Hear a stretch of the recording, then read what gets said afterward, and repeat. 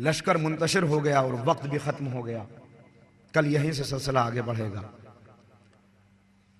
اور حسین ابن نمیر اپنی جان بچاتا ہوا، فوجوں سے بچتا اور چھپتا ہوا ایک صحرا کے اندر پہنچ گیا.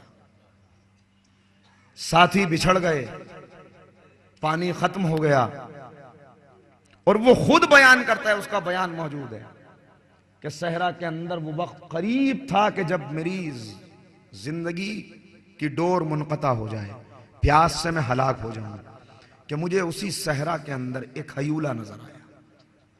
کوئی عرب تھا جو سامنے کھڑا ہوا تھا، ساتھ میں اس کا لشکر موجود تھا. مجھے نہیں معلوم کہ وہ کون تھا، میری آنکھیں دیکھنے کے لائق نہیں تھی، مگر ہاں اتنی آواز کان میں ضرور آئی کہ آنے والا کوئی کریم تھا. اس نے آواز دے کے کہا اس کی پیاس کو بجھاؤ، اسے پانی پلاؤ.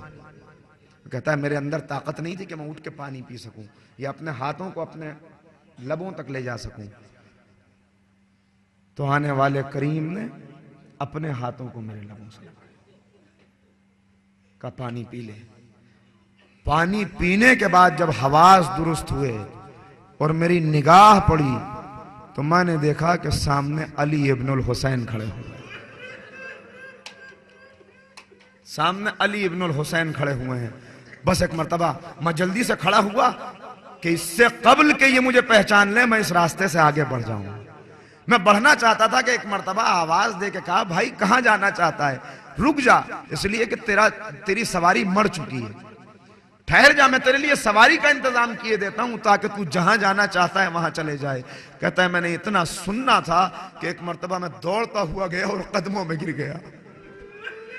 اور قدموں میں گر کے میں نے ایک جملہ کہا کہ اے فرزند رسول، اگر آپ نے مجھے پہچان لیا ہوتا تو میرے ساتھ یہ سلوک نہ کیا ہوتا. یہ سننا تھا کہ ایک مرتبہ آنکھوں میں آنسو بھر کے وقت کے امام نے کہا حسین ابن نمیر، کیا علی اکبر ایسا بھائی تھا کہ اس کے قاتل کو میں بھول جاؤں؟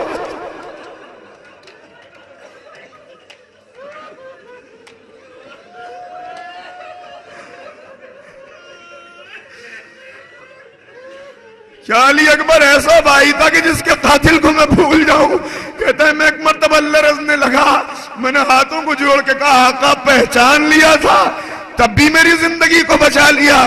تو امام نے بس ایک جملہ کہا، اے حسین ابن نمیر، ارے کربلا میں ہم تیرے مہمان تھے یا تو ہمارا مہمان ہے؟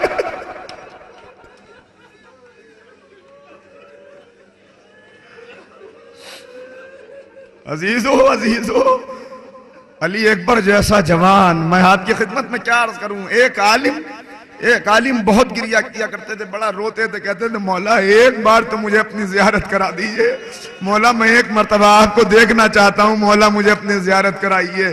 ایک رات جب سو گئے تو عالم خواب میں امام کو دیکھا کہ سر سے پیر تک زخموں سے چور ہے، سر سے پیر تک زخموں سے چور ہے، خون بہ رہا ہے. ایک مرتبہ ہاتھوں کو جوڑ کے انہوں نے کہا مولا آپ کا شکریہ کہ آپ نے مجھے اپنی زیارت سے مشرف کیا، مگر مولا یہ کتنے زخم ہیں. کہتے ہیں کہ بس اس کے بعد جو میں بیدار ہوا تو میں دن بھر روتا رہا، نہ ہاتھ میں پانی کو ہاتھ لگانے کو دل چاہے، نہ بھوک لگے، روتا رہا، روتے روتے میں پھر سو گیا. اگلی رات میں نے پھر امام کو دیکھا، مگر اب منظر بدلا ہوا تھا، اب سارے زخم بھرے ہوئے تھے. میں نے ایک مرتبہ ہاتھوں کو جوڑ کے کہا مولا زخم اچھے ہو گئے؟ کہا کہ ہاں زخم بھر گئے. کہا مولا کیسے بھرے؟ کہا مجلس اعزا میں ہمارے چاہنے والوں نے جو آنسو بہائے تھے، میری اماں نے اپنے رومال میں وہ آنسو جمع کر کے میرے زخموں کے اوپر لگائے، زخم اچھے ہو گئے. مگر ایک مرتبہ امام نے سینے سے ہاتھ ہٹایا. عالم کہتے ہیں اب جو میں نے دیکھا تو دو بڑے بڑے زخم موجود تھے. میں نے کہا آقا یہ زخم کیوں نہیں بھرے؟ کہا اے میرے چاہنے والے یہ زخم نہیں بھریں گے. کہا مولا کیوں؟ کہا ایک میرے عباس کی جدائی کا زخم ہے، ایک میرے علی اکبر کی جدائی کا زخم ہے.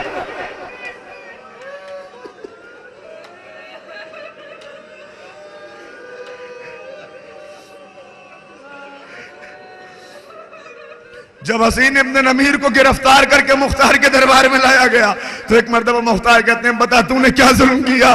کہ مجھ سے نہ پوچھ کا بیان کر. تو ایک مرتبہ وہ بیان کرتا ہے بس بہت کم مسائل پڑھوں گا مگر یہ آخری ایام ہے, مجلسیں ختم ہو رہی ہیں اور فصل ازا رخصت ہو رہا ہے. اب جو زندہ رہے گا وہ آئندہ ماتم کرے گا, لہذا بس آخری مجلسیں سوچ کے گریہ کر لیجئے. آپ یقیناً بہت روئے مگر آپ کو پتا چلا نا کہ یہ زخم فرزند زہرا کے زخموں کا مرہم ہے, یہ آنسو مرہم ہے ان زخموں کا. ہم کیوں نہ روئے, ہم کیوں نہ گریہ کریں.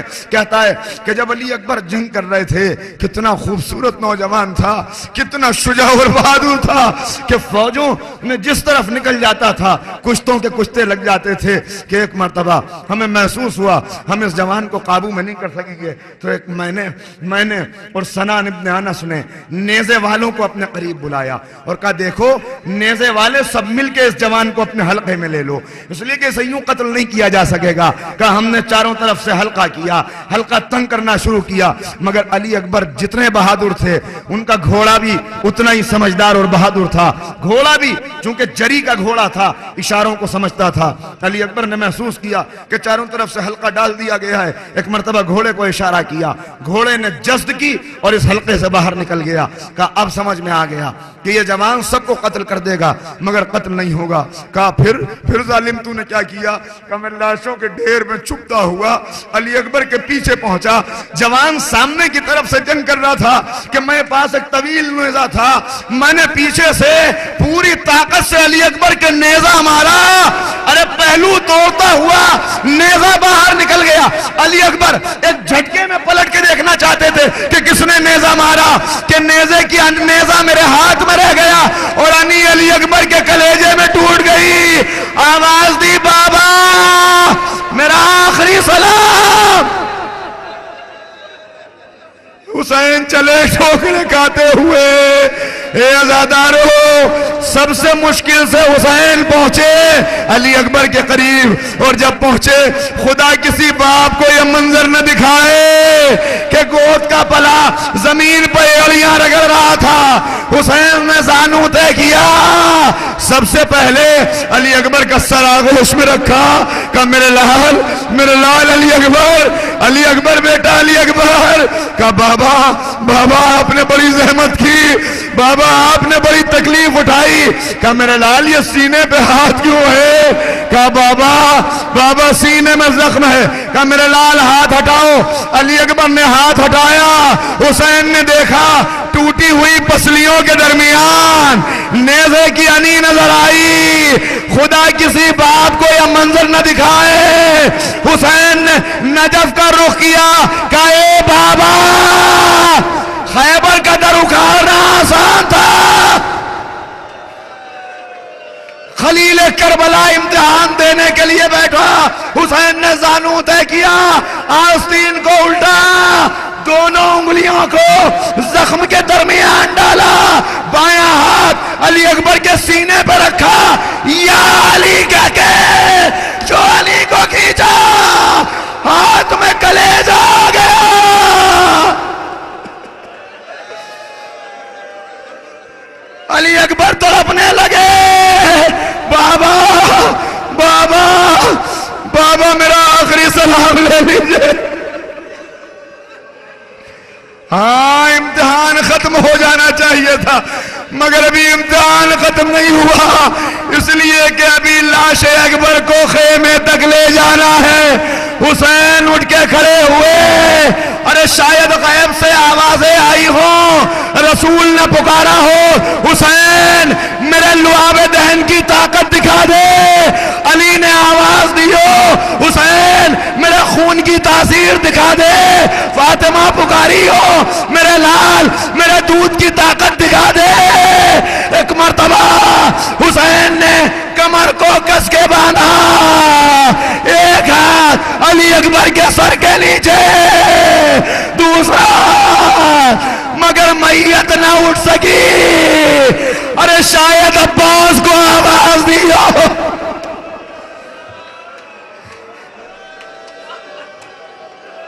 عزادارو آخری ایام میں بس 2 جملے ہو.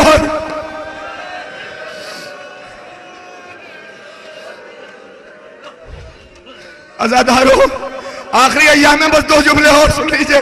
میں نے ایک روایت دیکھی کہ جب اہل حرم مدینے پہنچے تو راوی بیان کرتا ہے کہ میں نے سوچا میں جب مدینے میں اہل حرم کے پہنچنے کے بعد پہلی عید آئی تو میں نے سوچا محلہ بنی ہاشم میں جا کے دیکھوں کہ حسین کے گھر والے عید کیسے مناتے ہیں. ارے اب جو میں پہنچا تو میں نے عجیب منظر دیکھا. پورے محلے پہ سناٹا چھایا ہوا تھا مگر ایک گھر سے تڑپ تڑپ کے رونے کی آواز آ رہی تھی.